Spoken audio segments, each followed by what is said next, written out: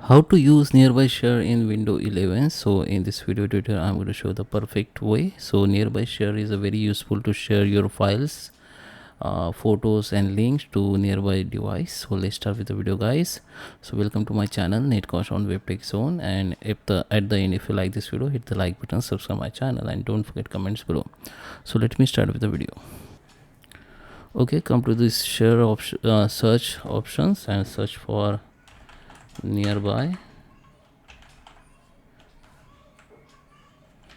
sharings, and this setting will be visible. Just click on it, then it will be open, or you can simply come to the settings, just click on setting. This window will be open. Now you need to find the nearby sharing. Here it will be show. Just click on it, the new window, this window will be open.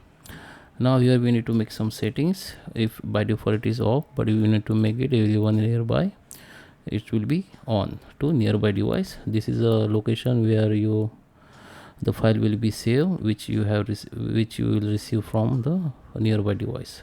This is for your file save locations. Okay, and this is your device name, so you can rename your device name from here. The nearby device can see your device with this name only. Okay, if you want to change, you can change from here. Now we need to go that file location. So just open the file location and select that file which you want to share. Just right click on it, and here at the top you can see this option, little arrow share option. Here just click on it. Now we need to select this nearby sharing options to share the someone on the on Windows PC near you. Turn on the nearby on your PC. So I have already turned on. So just turn on from here, and you can see your all nearby device here with name. I don't have any nearby desktop. We have a phone also, phone only.